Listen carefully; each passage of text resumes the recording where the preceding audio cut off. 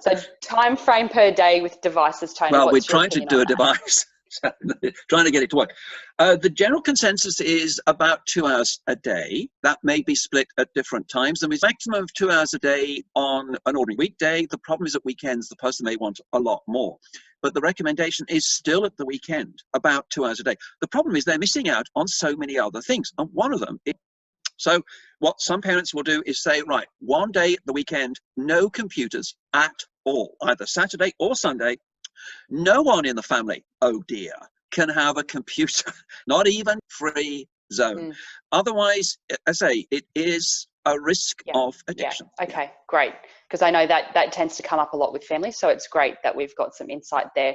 And I'd love to know, Tony, because as a parent, and being a parent to a child with autism, I'm curious to know, and for the parents watching, is there a difference for you? And as a parent, what were the biggest challenges over your journey with your son? One of the difficulties is you may know things professionally, but you are going to be emotionally involved with your son, and love is blind. And so it is actually, I reckon, harder if you're a professional, because you know what you're supposed to, sorts of things.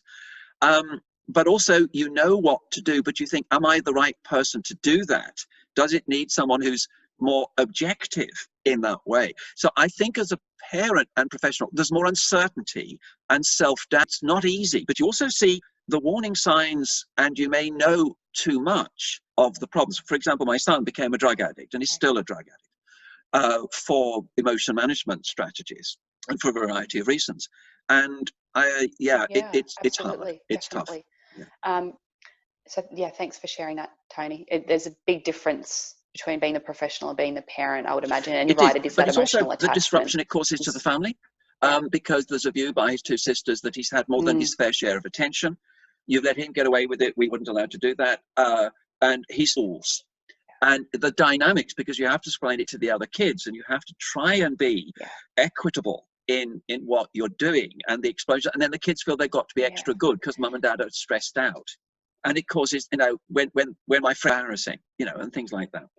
Absolutely. And I often get parents sharing how they're worried about the attention difference, the percentage of time that little Will might get all the therapies all the time with mum and dad. They see that as time with mum and dad, and that causes a lot of jealousy and a lot of behaviours from the other child. And then on the flip side, like you've just mentioned, they will try and please the parents even more so, right? Because they want to reduce those stress levels that they're seeing, which means, and that's then another barrier, another challenge for these parents. And what it tends to do is polarize the child. The sibling is either reactive against, sabotaging, annoying, and not accepting, encouraging. It seems to go either way. Either they are another parent in terms of their tolerance, support, and guidance, or they will do whatever they can to promote and get revenge on them. Absolutely. I've heard so many stories like that. Yes. So I guess, we've covered quite a range. We've missed or some important points that you feel like that parents really need to get across or need to understand from your perspective. Okay, I wanted to talk about yoga and meditation. Yeah, please. I'm interested to know your opinion on that. So is it effective? How does it, why is it effective? I did my training in the 1970s, and yoga and meditation was this esoteric, weird, Eastern, hippie, mumbo jumbo, scientific, and we don't get it because it hasn't got a scientific, theoretical, neurological model. Right. Bullshit. And in a way, I must pass on my gratitude to my friend and colleague, psychologist, and established the Minds and Hearts Clinic. She developed yoga, I think, very much to help herself, and had done for a long time. And then decided, well, would it be useful in autism? And it's gone magnificently, but I'll explain a few components to that. When we look at the research, what you can do now is, when people are meditating and using yoga in particular, you can look at which part when you engage in yoga. And the people who did this research had no idea that the areas of the brain they were activating were actually the areas associated with autism. So yoga is actually a neurologically based connections in the areas of the brain associated with autism. So it now has a very clear neurodevelopmental model to explain it that was discovered by accident, really. Now, a third will take to it straight away, first session, really enjoy it, fantastic. Where have you been all my life? A third will take a while to cope with the new, the change. There's a resistance. And once the barriers come, it's about a third that I'm sorry, but it doesn't work. And they're often the ones who are spending a lot of their time suppressing and blocking sensory experience, memories, accelerating out of control, blocking it, that if you in any way suggest there's an alternative, they find that very uncomfortable and it releases the doubt. And that's about a third in that. And I'm obviously involved in research. And a colleague of mine, Radhika at the Minds, yoga into cognitive behavior therapy. And it works. And she's done all the scientific parts of it and so on. And she's a great yoga teacher herself, emotion management. Also, I've just marked a PhD thesis of someone in Scotland, in Glasgow, who has used yoga in severe autism, very profound. Right. Some of the most autistic known that 4 times a week, 20 minutes of yoga has had a significant improvement in repetitive behavior, calming, etc. Now, you've got to really know severe autism, a very difficult group to connect with and so on. But these guys were so keen to start the yoga sessions. It became the highlight of their school day. Okay. And normally to do it and immediately going on the mat and I'm ready, where the teachers have had extreme resistance for anything else.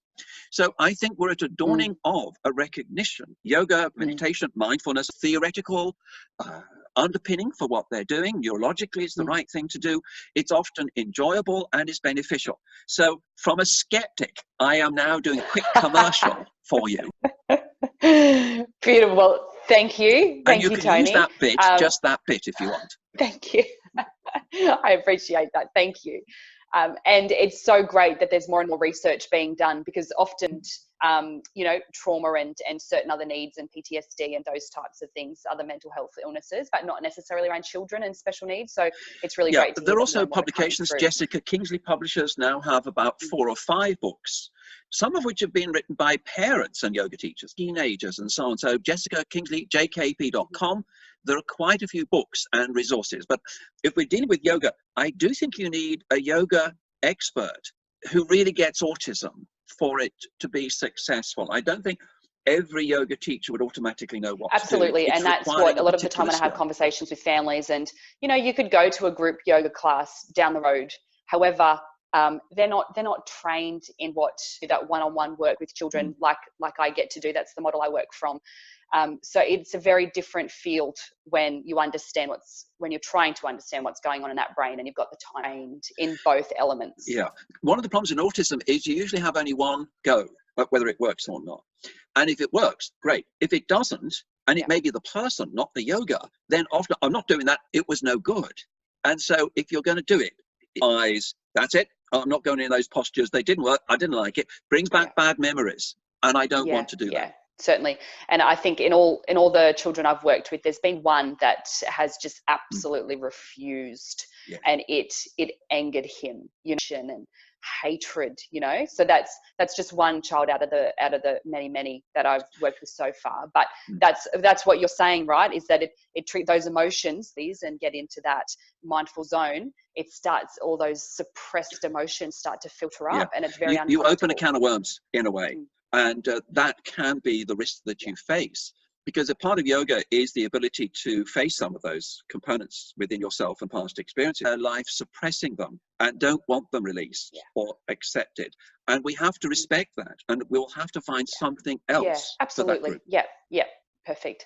And so just in closing, Tony, is there one final piece of information or advice that you would share with parents and analyze this? Anything that's sign off important for them to know? Love the person with autism. Perfect. No need to say anything more. No, there's perfect. Nothing more than that. No. That's it. Yeah, perfect.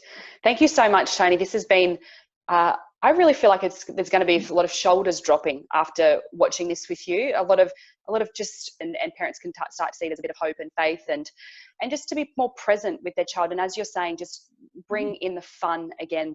You know, that's so important. Just encouragement, being there, loving them, and not feeling like you've got a problem. You know, just start to have more fun. Yeah, I was recently having a chat with a group of autistic children, a mixture of upper primary, high school kids, but especially upper primary. And their parents had gone out the room, and there was about 10, 15 of them.